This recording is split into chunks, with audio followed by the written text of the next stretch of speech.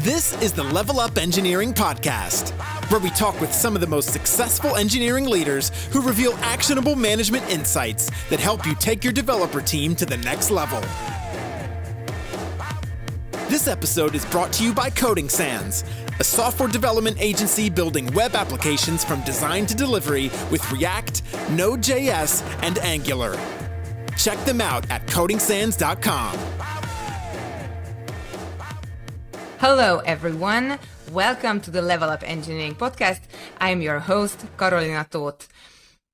Every other week, I talk with accomplished technology leaders, and it is my pleasure to welcome Dylan Hansen once again. Thank you for coming on the show, Dylan. We have had a couple of recordings before about well-being and work-life awareness, as we talked about. If you haven't heard the episode with Dylan, go ahead and check it out. But today, we have a different topic. Before we get into that, I would like all of our listeners to learn a little more about you. You are Senior Director of Engineering Enablement and Engagement at Salesforce. And we have heard a bit about you, but please share your passions and whatever you find we should know about you. Sure. Yeah. Well, first of all, thank you again for having me on the podcast again. I'm really honored to be here. As you mentioned, I work at Salesforce. I've been with Salesforce in the technology organization there for just over 9 years. I passed my 9-year anniversary this February, so it's been quite the ride. Congrats. I have a pretty unique role, engineering enablement and engagement. It covers 3 pillars within the technology organization. One of them being technical learning and enablement programs for engineers. The second being open source, whether that's our internal strategy for open source or external strategy for open source. And the third is engineering branding and content. So how do we build an engineering brand for us to showcase all the amazing work we do at Salesforce and get that out into the community. So lots of fun stuff. Prior to that, I ran engineering for the education cloud at Salesforce for a number of years, building software for education institutions who can use Salesforce to manage their student data. Outside of work, I'm a dad. I have 2 kids, 6 and 4 now. They're growing very, very quickly. As you mentioned, I'm also into fitness and well-being, and I've created quite a routine for myself to make sure that I'm keeping healthy, but also, working really hard in this role. And projects, my big thing right now is I bought a house in Vancouver this year. I'm moving in next month, and moving with 2 kids that are 6 and 4 is a project in its own, and trying to make that go off without a hitch is kind of top of mind right now. So lots of changes happening in the Hansen household, and it's a ton of fun. Thank you. Thank you for sharing that with us. And also thank you for making the time to join me for this conversation. And without further ado, let's get into today's topic. This is a special episode. Every year, I have a guest who will talk to me about the research that we do. At Coding Sans, it is very important for us to educate ourselves and to educate the greater good and the greater IT sector. And this year, we created the State of Engineering Management 2022 research, where a few hundred leaders from the industry joined us and talked to us about what they do and how they learn and how they view themselves. So it's quite an interesting report. If you are a listener or watcher and have not seen this report, the link is in the description. So click the link and you can download the report, and with that, subscribe to the Level Up Engineering newsletter, which will enable you to get every new episode 2 weeks prior to them being released to the rest of the world. So, without further ado, the report has 5 main parts. There is leadership self-improvement, there is hiring and retention, there is engineering, brand, and diversity, there is remote work, and there is people management. So these are areas that probably every manager or aspiring leader should keep in mind. And first, let's begin with the first part. We asked people about the soft skills in leadership, what they think are important. If you're following along, this is on page 7. I have the report printed out. I am sorry for the trees, but I am a very offline person in this sense. So we found some interesting results, but really I would like to ask for your opinion. What area do you work on yourself? Did you agree with the results? How did you view this part? Sure, yeah. So seeing communication as basically the highest scoring answer, I think is a reflection of the past, particularly the past few years, as the industry has changed and we've had to go hybrid or remote or a balance in between. That understanding of the right communication style to work with your team and work with your employees is super important, right? So personally, I was really pleased to see that. I don't think it was a surprise. A couple of things that I kind of thought would score a little bit higher in my perspective. One was time management. I think that that's such an important role for an engineering leader or any leader in an organization because your demands are so high of your time. And building your own system for time management, one, helps you do your job better. And then two, it also sets a really strong example for your team and your peers to also practice great time management, right? I have a saying that I tell a lot of people at Salesforce that I learned from a colleague many, many years ago that says, own your calendar or your calendar owns you. Right. Oh, wow. So really make sure that you're spending time looking ahead at your calendar, not just looking day to day, but look week to week. What's coming up in the next few weeks? Where can you maybe prioritize some of your meetings or maybe even like bunch up some of your meetings so that you give yourself as a leader a little bit of free time? Block off time for breaks, block off time for lunch, block off time for heads down time, right? So I'm a big fan of time management. I think personally it's made me really successful in making sure that I can support my team and I can also get some heads down work done. And that was one that I expected to see scored a little bit higher. The other one that I think scored a little lower too, and again, going back to the next few years, is adaptability, right? And maybe that's something that's a little bit more ingrained in us in engineering, that you have to be more adaptable in a role like this. But being really deliberate and conscious of adaptability, I think, is an important skill for any engineering leader to have, particularly with the craziness we've gone through in the past 3 years or so. So, I would encourage folks to be flexible, be adaptable, right? Find that right balance of structure and routine, but flexibility, and make sure that you're practicing both of those in harmony. Oh yeah, totally. And I think it's very important to point out that you have to prepare for the future as much as you can, but like who would have known in 2019, in the summer, nobody was planning for a disruption of our entire understanding of how life is.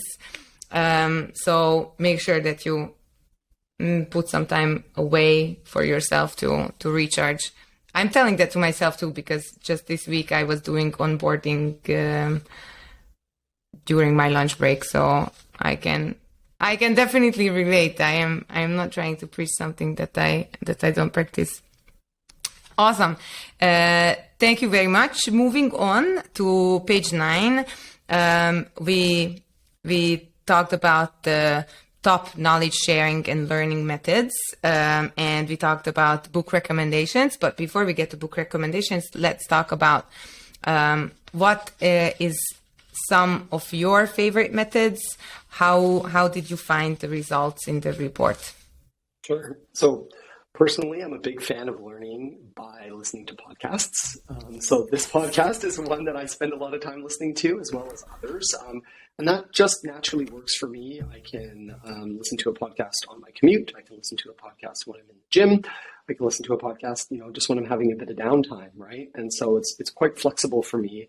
And that works well for my learning style, which leads me to, I think, the most important point is that there really is no one best learning style out there, right? You need to really have understand the concept of blended learning, right? So what are opportunities that you can meet? You can create learning opportunities to meet engineers or technical staff where they're at on their best approach to learning. So, for example, some Some folks might just want to read books and that's how they learn, right? So do you provide a budget for your engineers to purchase books and learn and come back and share what they learned? Other folks like doing maybe asynchronous learning. They like using an online platform like Pluralsight, for example, to learn and go through courses and get their hands dirty, right?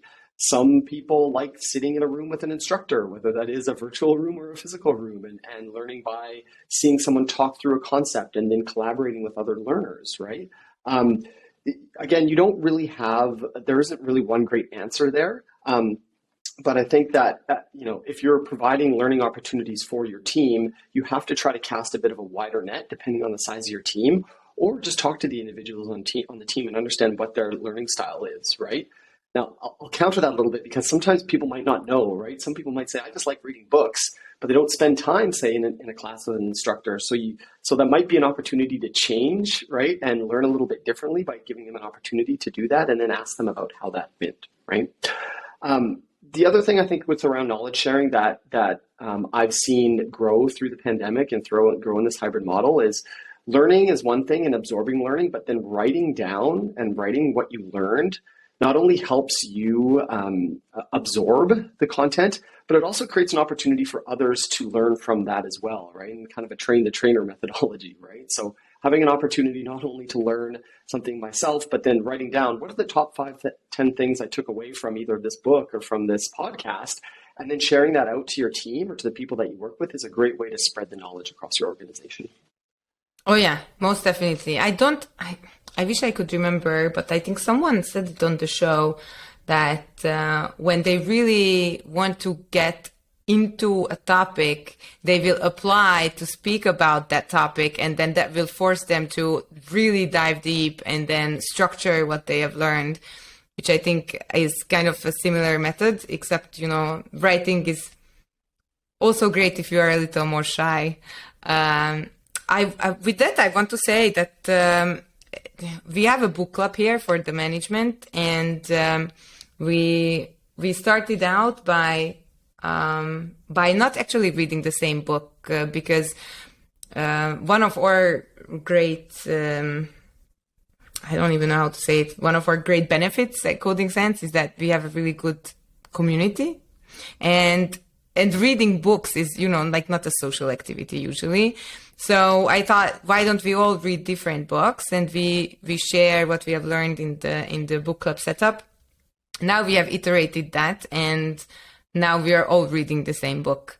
But I think how you put it is really nice. It's blended learning, and you should try out new things just to see that, even if you didn't like teachers in high school, maybe now that you have a different life experiences, you are going to be more in tune with what teachers have to tell you. Awesomeness. Moving on, book recommendations. This was not planned on my end to bring it in like this, but yeah, book recommendations. The number one book was Camille Fournier's The Manager's Path. I am sure our listeners are familiar with this because Camille was on the show twice before. And her book has been mentioned all over the place. I think it's really well loved. What's your favorite book? Well, first I will give a huge +1 to The Manager's Path. It's such an incredible book, not only because I think it's a great read. And it's not a long read. Like, it's very, very dense, but also great content. It's also a book that you can go back to and that folks of all levels can pick up, right? So I've recommended it to engineers on the team who may or may not be interested in growing into the management role, but there's good concepts around moving into the tech lead role and what are the expectations there and ways that you can approach that, right? So I think it's a really adaptable book, and that's one of the reasons why I think it's so well renowned in our industry, right? The two books that I love and I recommend to people too are The Phoenix Project and The Unicorn Project by Gene Kim. I think it's so rare that when I'm reading, that I get an opportunity to read fiction, right? I generally go to nonfiction as a learning opportunity. I generally don't go to reading for enjoyment or stories. I tend to do movies and TV shows for that.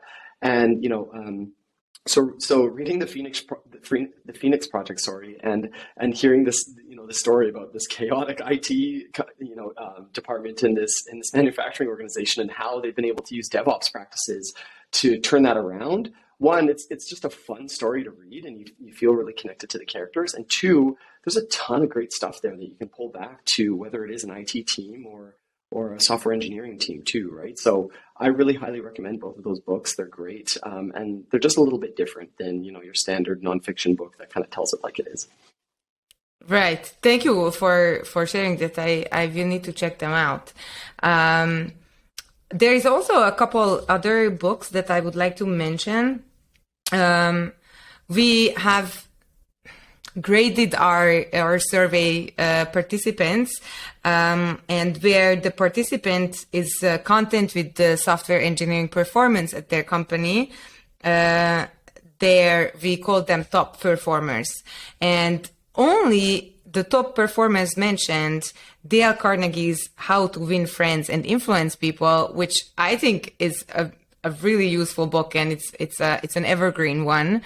So I think that is worth mentioning, and we just simply couldn't resist all the other great books that were brought to us by a few participants. Just Kim Scott's Radical Candor and Stephen Covey's The 7 Habits of Highly Effective People, and I think that goes back to your point about time management and being aware of your calendar. Everything is connected. So moving on, we are getting into the next part of the survey, which is hiring engineering leaders. It's interesting because usually, for developers, it's always the referral that is most used for finding new software developing colleagues. But for managers, professional connections was the most chosen answer. How do you hire engineering leaders? Yeah, this is a really tricky one, and I think it goes back to how much trust you want to put in someone as part of the interview and hiring process, right? Because hiring a leader, whether they are a frontline manager or a leader of leaders, they're immediately a multiplier, right? And so you need to really be deliberate in your hiring practice for that, right? And so when I think about doing interviewing and hiring, I think of particularly at a company of the size of Salesforce's or other large companies, there's a lot of volume hiring for engineers because you're hiring hundreds, if not thousands, in a quarter, right? Whereas engineering leaders, you need to be you need to spend a little bit more time with those, right? So one of the strategies that I recommend people employ is you really have to know ahead of time if you're going to be bringing in a leader into your organization. Meaning, if you can, it's not like a headcount pops up next week and you say, great, I've got to hire a manager in 2 weeks. You want to be forecasting when you might need to bring in a leader to either, provide more leadership support if your engineering team is growing, and maybe you've got 3 engineering leaders that have, say, 15 direct reports, and you're like, I need a 4th so we can spread it out. Well, you as a leader of those leaders should have forecasting to understand, hey, my team is growing and I need to bring a leader in, and I want to start the interview process or the recruitment process very early on so that I can be a little bit more thorough with that, right? Because those engineering leaders that you bring in are going to cover quite a bit more surface area than, say, a developer will, right? So really being proactive, particularly with your recruitment team or your recruiting team, if you have one, on that. And to kind of go back to this professional connections, right? It's kind of who you know. And I love the concept of you're always recruiting, right? Even if you're not hiring, you're always recruiting. And that's why I think things like your engineering brand, telling the story about what you do, making those connections, going to conferences, going to events, being involved in the community is really important, because, you might start making connections with engineering leaders or technical leaders, and you may not want to hire them or have an open headcount for them right away, but you also have them in your back pocket. So when that bubbles up, you've already made a connection with them. Mm-hmm. So in your opinion, there is I don't mean to get too deep into your tactics, but I am wondering if you have like a short list of people that you would personally reach out to if you were to hire someone new on your team. I have a network of people that I would keep in mind for sure. And part of that network is actually folks within your organization. Right now, again, for a larger organization, you can afford that a little bit more, and particularly for companies, like a company like Salesforce, we do have a lot of flexibility for whether it's engineers, developers, or leaders to kind of move fluidly throughout the organization, meaning like we'd rather have someone go work on a separate team within our company versus go to another organization, right? And so for sure, as part of that, it's really important to kind of build your network internally in your organization as well, right? So I'm also a big fan as a leader of making sure that you kind of have your like next in line kind of ready to go, right? Meaning if you, one, have a new leader position opening up within your organization, or two, if you yourself are potentially going to be considering taking on another role within the organization, who is that person within your team that is that you're kind of supporting to kind of be able to step into a role either in your team or your role itself? Right? And what are you doing to kind of give them opportunities throughout the day-to-day to delegate to them and give them opportunities to maybe step in so that when that time comes, it's actually an easier conversation than having to kind of start from no candidates whatsoever. Right. Yeah. So it's like you have the next in succession kind of. Totally. This is awesome. Thank you for that. I will think about that for sure. So, moving on a little bit about, motivating engineering leaders. Our participants also said that challenging and engaging work is like one of the most important things to keep engineering managers or leaders motivated. What is your opinion about this? Yes.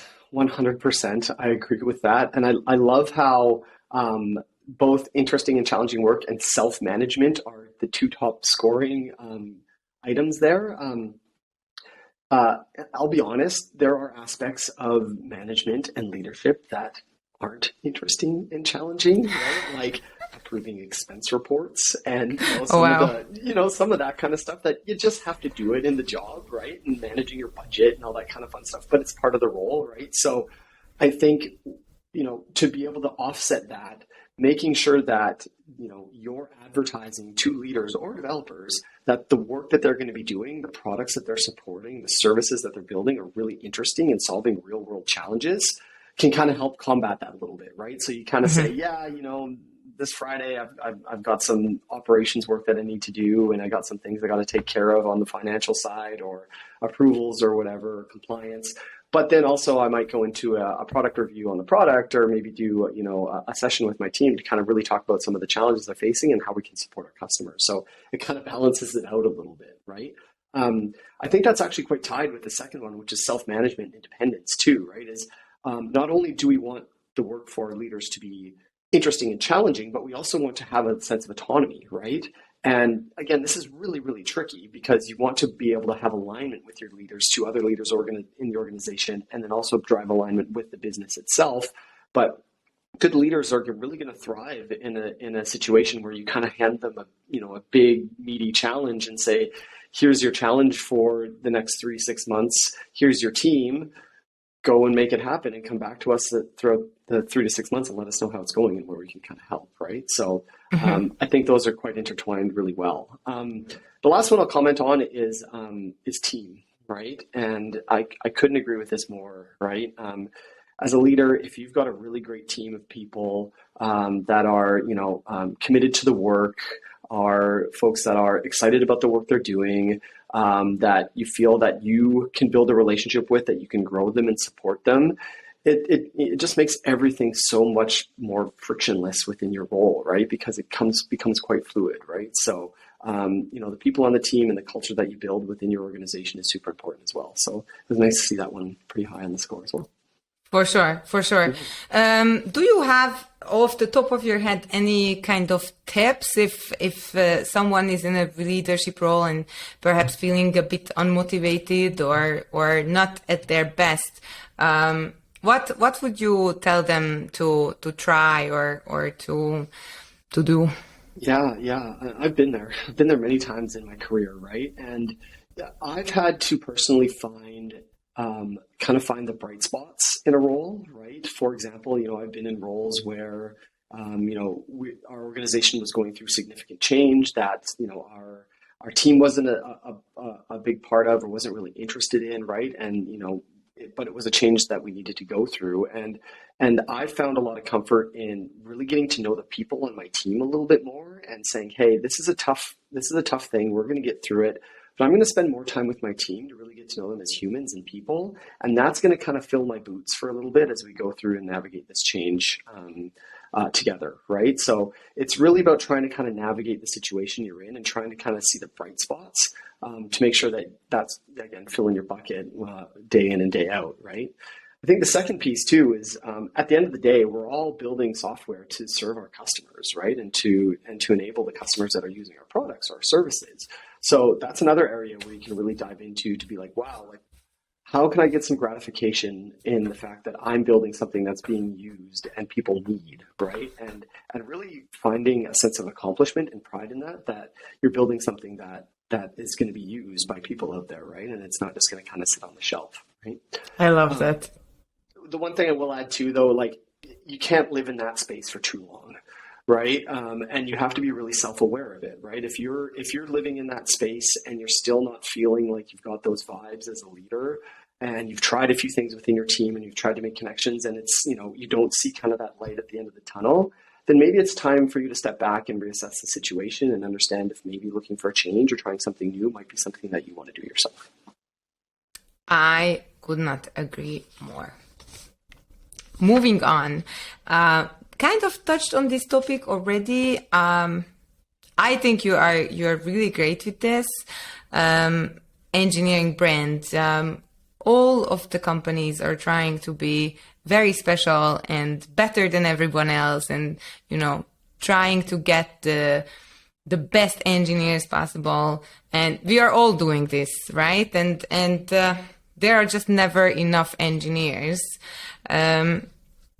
What do you do to build the engineering brand that you have at Salesforce? Sure, yeah. So there's a number of approaches that we take.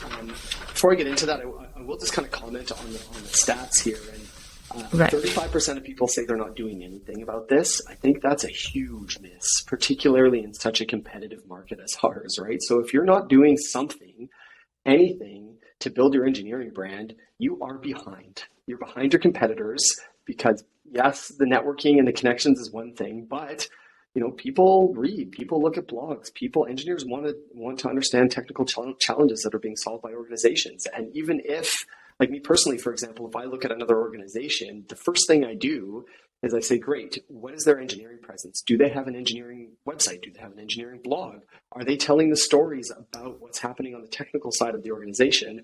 Or is it just all kind of sales and marketing, right? So I think it's really important to have that aspect as candidates are looking at your organization, whether or not they're trying to kind of find you like off the street per se, or even if they have a connection and you're starting the interview process, folks are going to kind of look through that, right?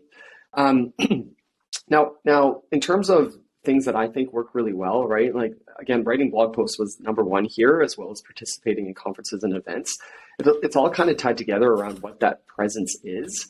I think it's important for that presence to have some level of continuity and unity, right? So it doesn't seem too fragmented, meaning, how does your engineering brand look compared to the rest of your organization, right? How does it look on your website versus your booth at a conference, right? So having some sense of unity there, I think really reflects well on potential candidates because they see, oh, this doesn't seem too fragmented. It doesn't seem like a one-off. It seems like they're being very deliberate about their brand, right?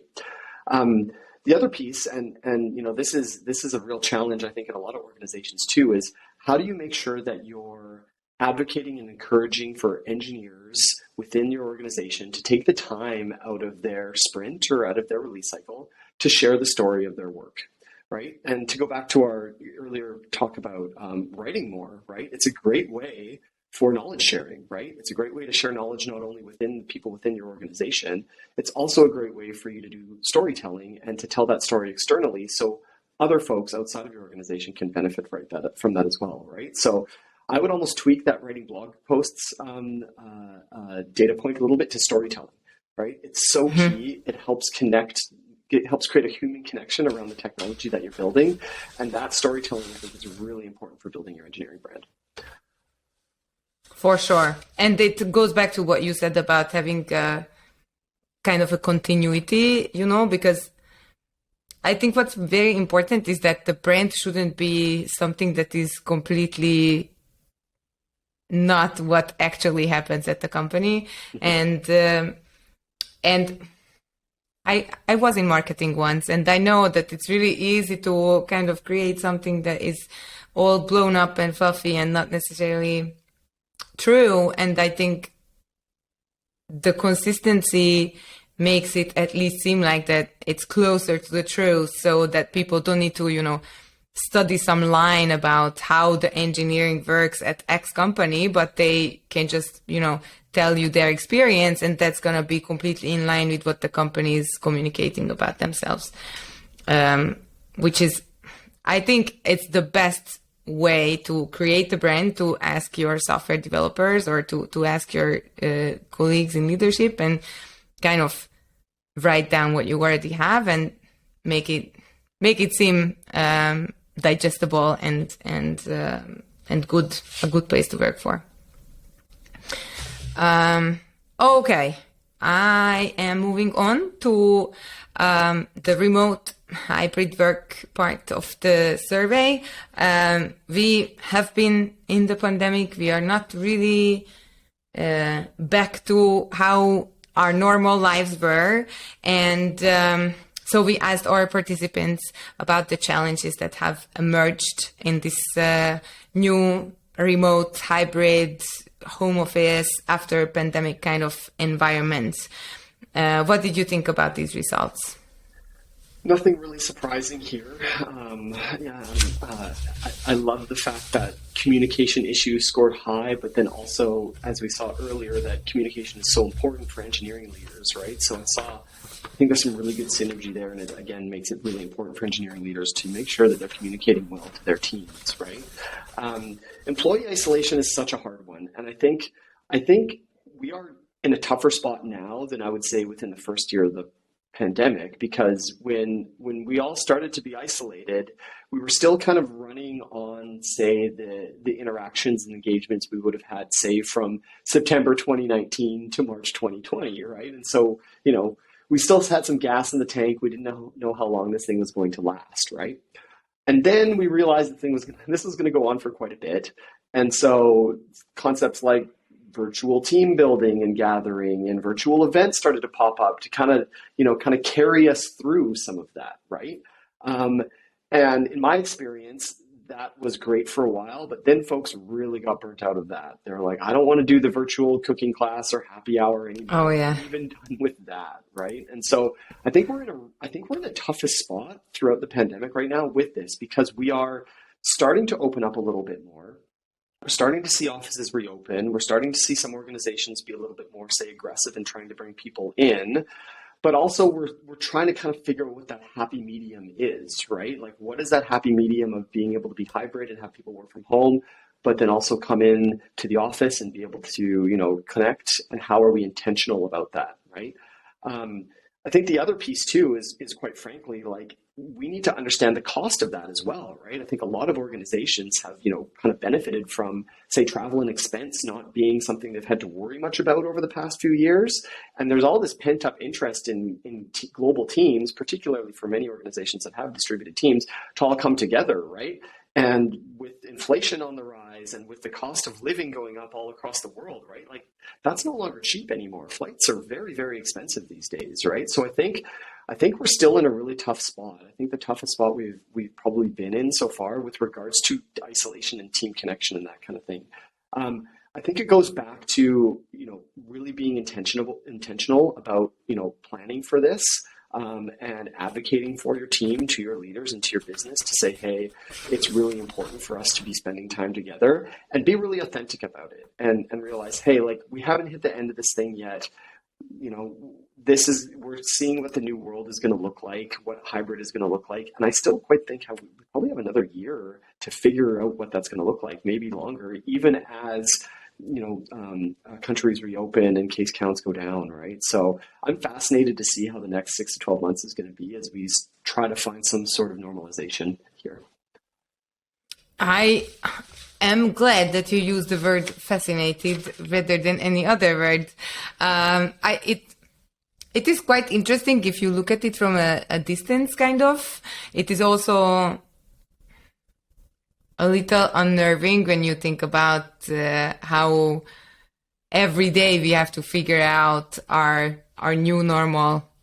And with that said, I just wanted to highlight that 62% of our respondents said that they work in hybrid now, and 30% said that they are fully remote, which I think there are a lot of companies that are trying hybrid, and there are all kinds of different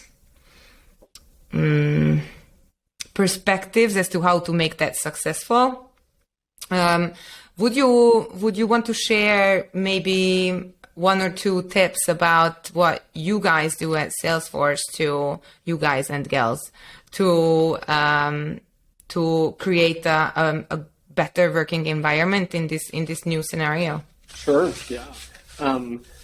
So about a year ago, we launched a program both within our technology organization and at Salesforce as a whole called Success from Anywhere, right? And it was a pretty bold statement, one for our customers, because Salesforce is one of the biggest cloud providers out there, right, in terms of software. That people could really do their jobs from anywhere. Our customers could do their jobs from anywhere. They don't need to be in an office, right? They can be at home. They can be on the road. And this is something we had talked about for a long time, moving away from servers in a server room in an office to you don't have to worry about that anymore, right? So sales reps and folks can be out on the road using their mobile devices to get business done, right? Now, when we brought that into our technology organization, right, like there was a lot of questions about how that's going to work, right? Does that mean I can work from anywhere? Does that mean time zones don't matter? And so we've had to bring some strategies in to kind of make that a little bit more successful for teams. So it's not kind of a total free-for-all, but providing guidance to a team, right? So, for example, one of the things that we're really looking at right now is building teams around time zone or hiring around time zone, right? So that you might actually have a team, say, on the west coast of North America, where you have engineers that are, say, based in Vancouver, where I'm based, you have folks in Seattle, and maybe you have folks in San Francisco, right? And they can be really effective because they have a ton of overlap to be able to kind of work together. And for them to travel and see each other, it's a lot more cost effective, right? For them to be able to, say, fly up and down the coast, right? Now, that doesn't always work, right? We're still kind of normalizing on what that actually could mean, because we do have teams that are spread all across, say, North America, across the world. But it's a strategy that we're trying to employ, which is really interesting to see how that's going to kind of happen in the next year or so.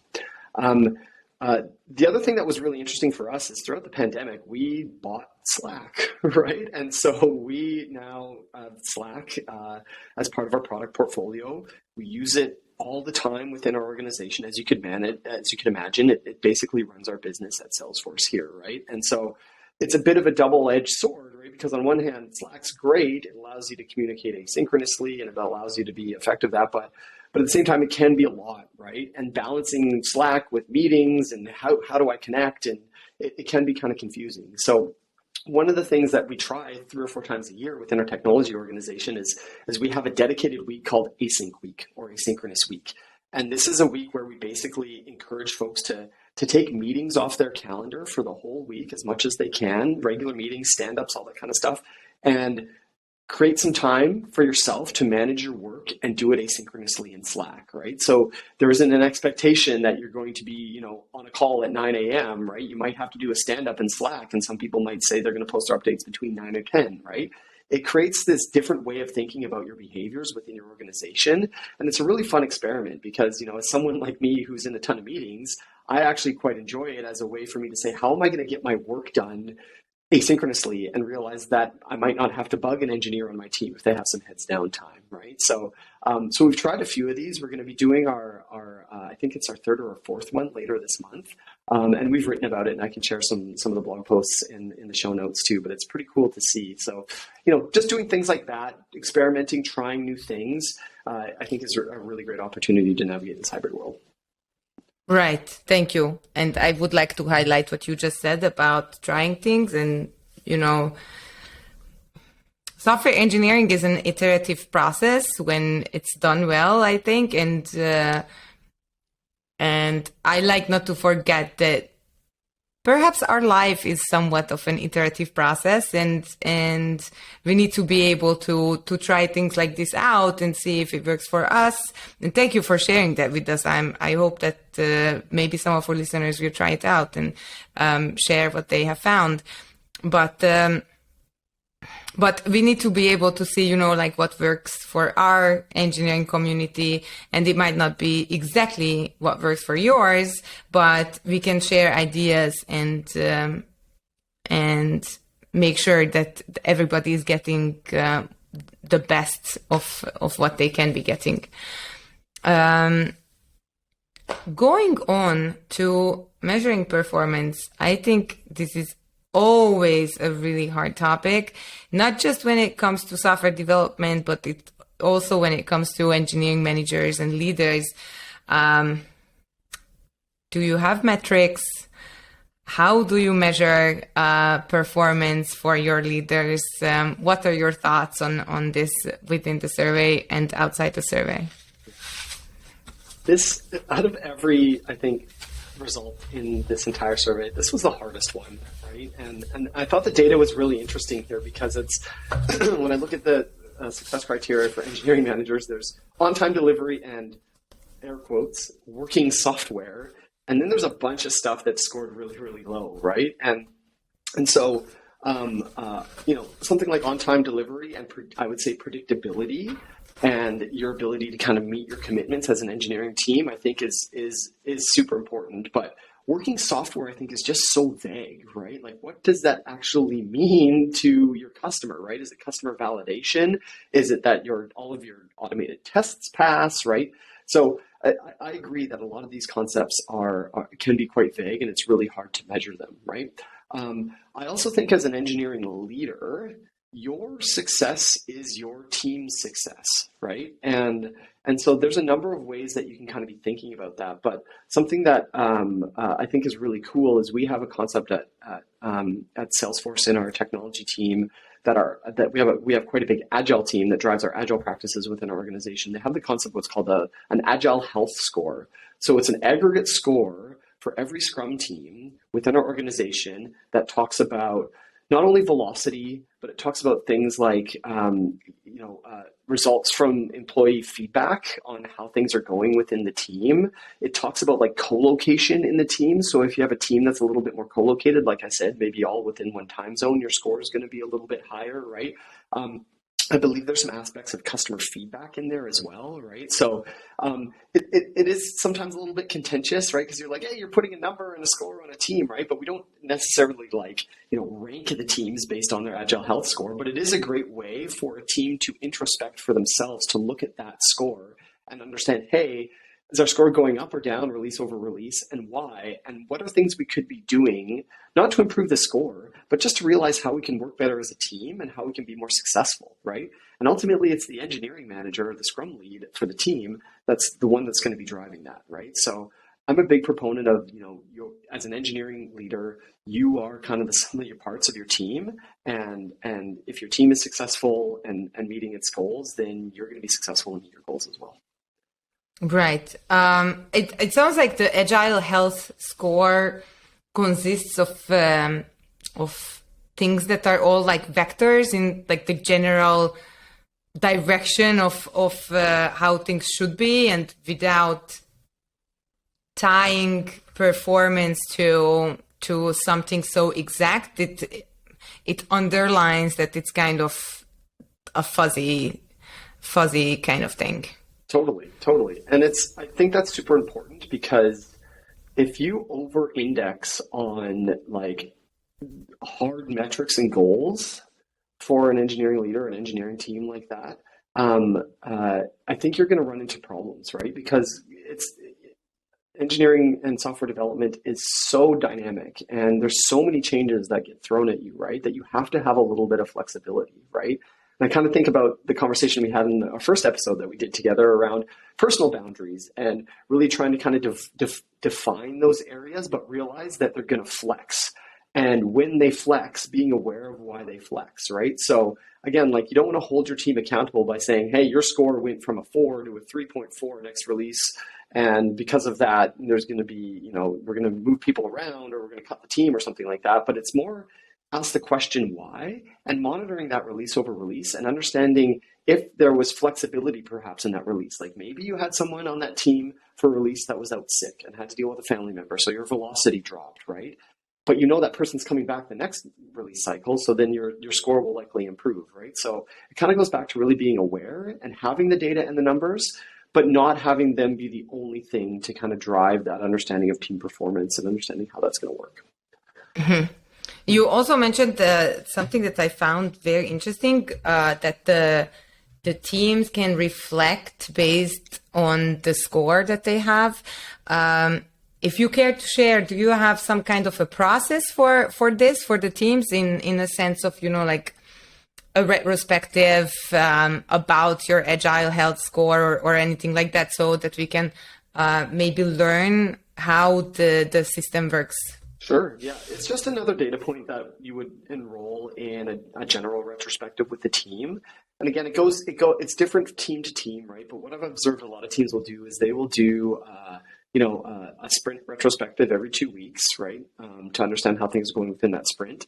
At Salesforce, we also operate in 3 major releases a year, right? So what also happens is after a major release, there's also a broader retrospective of how things went kind of with an aggregate of, say, 13 sprints together, right? So, and so that's really an opportunity to look at that score and other more aggregate data, because if you look at it sprint to sprint, because people are going to be out, I think you're going to get lost in the weeds there. You kind of have to sum it up release over release. So, other organizations I've seen do it kind of like H1, H2, right? So the first half of the year, you kind of look at how the team's performing and look at your scores and see if there's anything you want to change. And then you do it for the second half of the year as well. You can also do it by quarters, but I just wouldn't look at a number like that, every 2 weeks. It's just too volatile, right?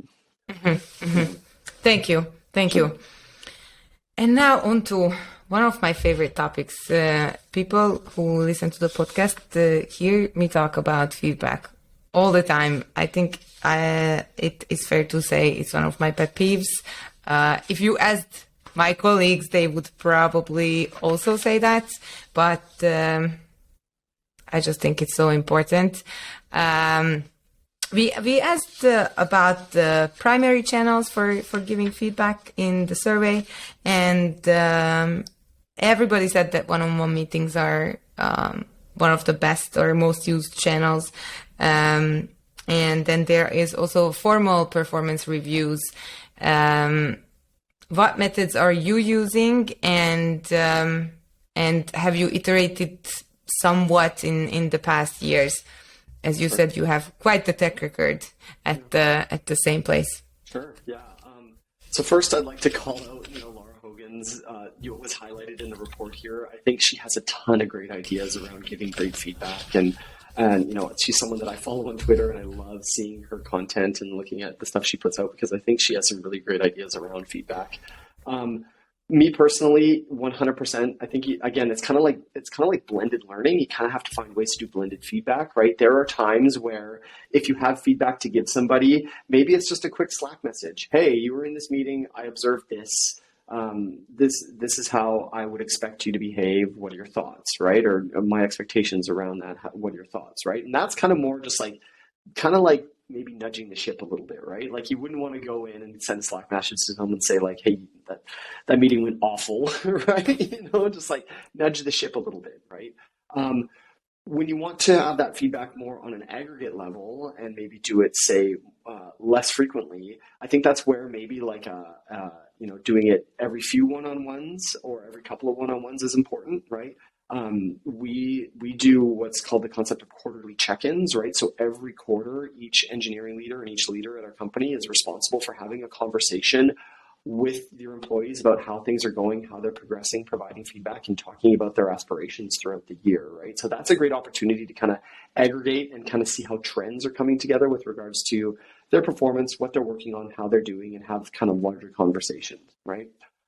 I think it's also important to be able to meet, people where they're at with regards to feedback. Some people like getting it, verbally. Some people like getting it in writing, right? And I think one of the things Laura talked about quite a bit is doing both is important, right? If you provide it in writing, then follow up with them and say, hey, do you have any questions about what I wrote? Do you want to talk through it, right, at all, right? Some people will just say, no, I got it, thank you very much. Other people will say, hey, can I dive in a little bit and get a little bit more clarity on what you wrote there, right? So finding that balance is really, really important, right?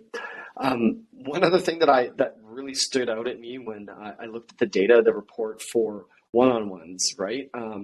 There were people that were doing it, I would say monthly, quarterly, not doing one-on-ones. Again, that just seems crazy to me, right? You have to be able to connect one-on-one with your employees at least bi-weekly, right? I get it if you have skip levels and, you have managers and managers, you might want to maybe meet with your skip levels monthly or quarterly. I get it. But if you're not meeting with your direct reports, I would say every 2 weeks for half an hour just to do a check-in. I think you're really missing out on opportunities to build a connection with them and helping support them and growing them. Thank you so much. I could not have said it better, and I so 100% agree with you. It is crazy. So if you are not using one-on-one meetings, go and read about one-on-ones, and there are a bunch of great resources out there. I can also recommend the Level Up Engineering podcast. And as you said, Laura Hogan is also really great. Oh my God, I so much agree with you. Awesome. We have gone through a huge amount of data, and thank you for sharing such great tips with our listeners. Is there anything else that you would like to add and we haven't touched on?